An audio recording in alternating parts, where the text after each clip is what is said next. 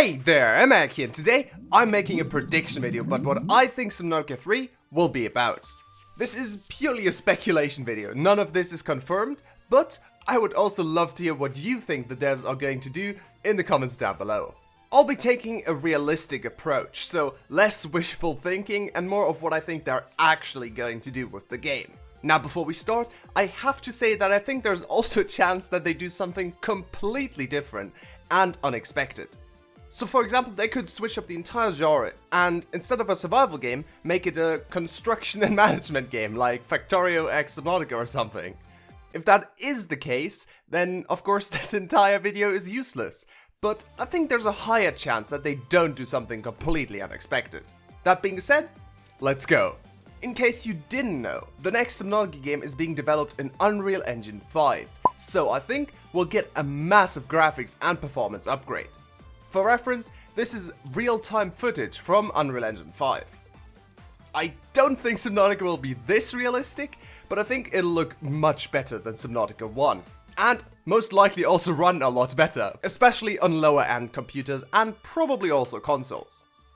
But starting with the rough gameplay basics, I think that the devs are going to stick to the basic Subnautica formula we all know and love. An underwater survival base building game with story elements. But this time, I think they're going to try to one-up Subnautica in those aspects.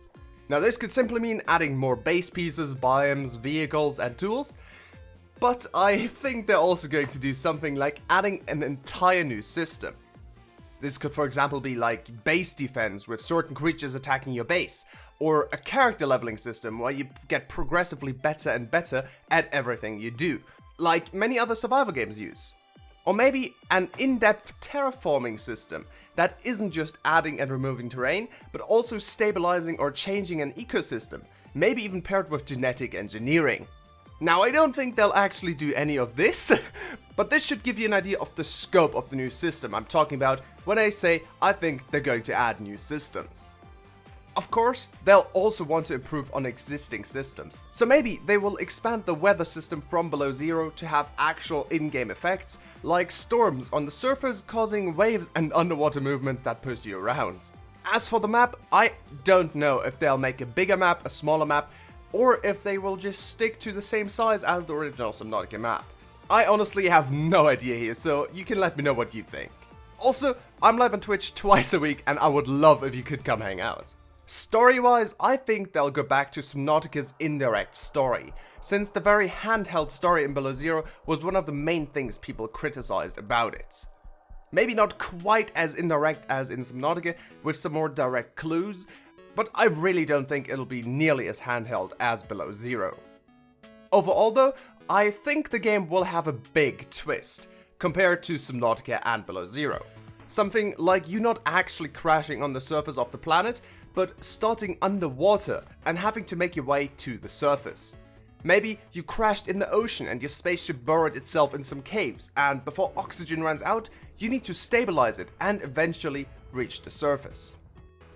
After the ending of Below Zero, many people speculated that we would be playing on the Architect homeworld or even as an architect in the next game. But I really don't think that's gonna happen. I think a prequel to Subnautica is much more likely than a sequel to Below Zero. Maybe we're playing a crew member of the Degasse, the ship that crashed before the Aurora. The problem there is of course that they crashed in the same area as the Aurora, so players would already know the map, but I'm sure they can think of a way to add new biomes and creatures that make sense story-wise. After all, they crashed a decade before the Aurora, so there's even some chance for some natural changes in the environment. As for the land area, I think it will be smaller than in Below Zero, but still bigger than in Subnautica. I think you should have the option to build a land base, but dedicating a third of the map to land in an underwater survival game might be a little much. Maybe the land area could even be a pressurized underwater cave, like a massive architect cache filled with air for us to build in and explore. And now, of course, the big question. Will there be multiplayer? Yes, I think there will be. Not massive servers like in Ark or Minecraft. sadly. But I think we will have an optional co-op mode, or a mode with up to 4 players.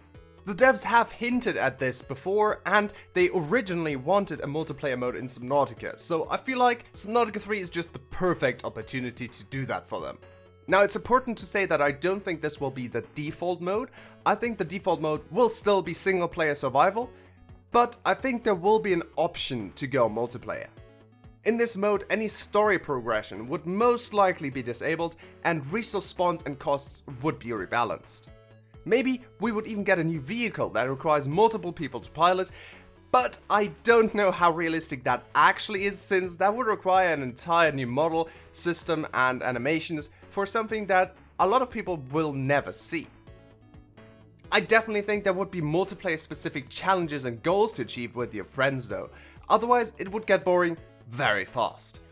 Now, let's get to the Leviathans. I think that in general Subnautica 3 will have a lot of new creatures, of course. Depending on if they do a prequel or not, they will also have old creatures in the game, of course, because if it's a prequel on Planet 4546b in the same area as the first game, it's kind of hard to not include stuff like the Peepa or the Rabbit Ray. But I'm almost certain that there will be new creatures and of course new Leviathans. What kind of Leviathans? I can't really tell you. I asked Midjourney to generate some Subnautica 3 Leviathan concepts, and this is one of the best it came up with, so if this is one of the new Leviathans, then Midjourney is psychic. But for real, I'm sure the new Leviathans are going to be awesome, and I can't wait to see them. And last but not least, I think they'll try to expand on the puzzle systems, which they started with the spy pangling from Below Zero. It might not have anything to do with the spy pangling itself, but I think we'll get some architect puzzles, for example, in caches or research facilities that we need to complete to advance the story, or at least as optional ones for fun and some extra resources. And yep, that's pretty much everything I have on Subnautica 3. You can let me know your ideas for Subnautica 3 on my Discord server, the link is in the description. Or do you think I've made some grave mistakes in my predictions? If so, let me know in the comments down below. But for now, thank you very much for watching, I really hope you enjoyed it, and as always, I'll see you next time. Goodbye!